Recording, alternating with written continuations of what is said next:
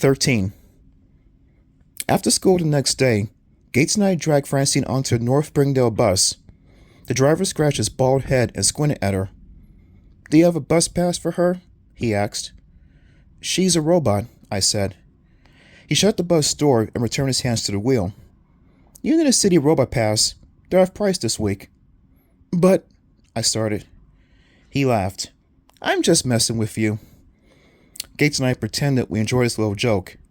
He waved us to the back, leaned over the wheel, and pulled the bus away from the curb. "Nice looking thing," he called after us. "Where did you buy it?" "We built it," Gates told him. We dragged Francine to the back of the bus and sat down. Gates held one arm and I held the other. There were only two other passengers on the bus, and they both glanced suspiciously at Francine. Chaz lives on the other side of town from us. The bus passed big houses with wide front lawns and tall hedges hiding them from the street. Teams of gardeners worked on some of the lawns. I pointed out the window as we passed one house with a 4-car garage that was a lot bigger than my house. "My cousin Ed goes to Swanson Academy," Gates said. "He says the kids are really nice." "He probably doesn't know Chaz," I muttered. We reached a stop near Chaz's house.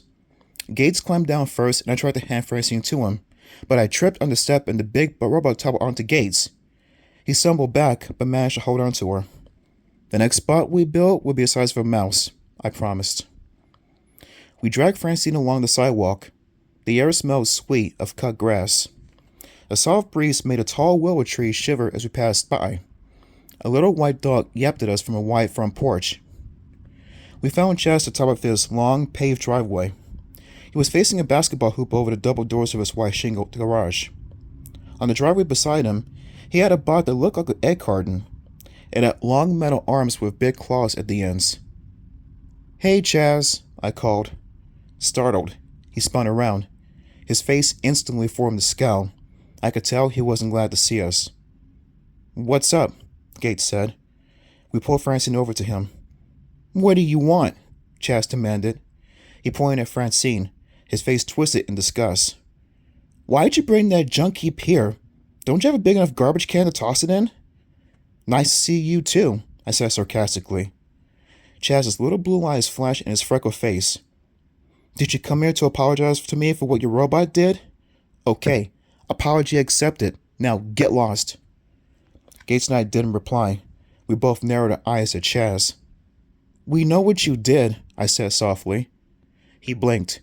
"What I did?" he snickered. "What did I do?" "You know," I said. Gates stared hard at Chaz. "When he went to Livy's house and took Francine from the garage, we know he hacked into the programming code." "What kind of malware did you use, Chaz?" I demanded. "You infected Francine with some kind of virus. Admit it." "That's sick," Chaz said, sneering. "You both have sick minds." "Admit it," I repeated. "That day you showed up at my house, you did something to our bot.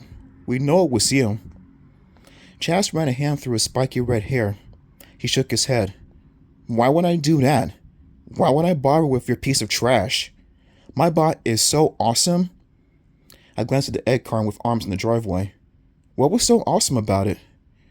"No way I hacked into your stupid bot," Chaz insisted. "Watch how incredible my bot is. Just watch. Here's a lesson in genius bot building." He pulled a controller from his pocket and activated the little bot on the driveway. It began to hum, and its long arm shot out in front of it. Chaz picked up a little basketball from the driveway and placed it between the bot's clawed hands. Then he pushed another dial on the controller. The bot tossed the ball up to the basket. It sank through the net with a perfect swish sound. 3 points, Chaz cried. He ran after the ball and shoved it back into the bot's hands. Again. The bot tossed the ball up. This time it hit the rim and bounced off. "That's okay," Chaz said, running after the ball. "No one is perfect."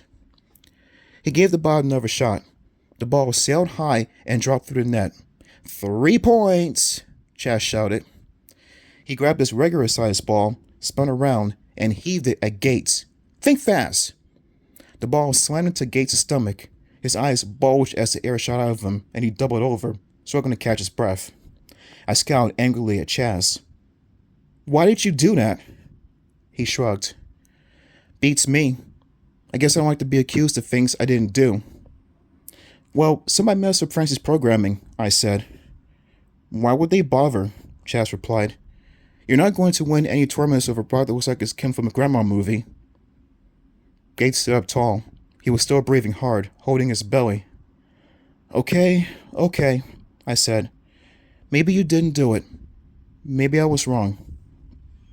From the corner of my eye, I saw something move. It took me a few seconds to realize it was Francine. I hit the remote by accident. I spun around and gasped, and watched our tall bot begin to move forward.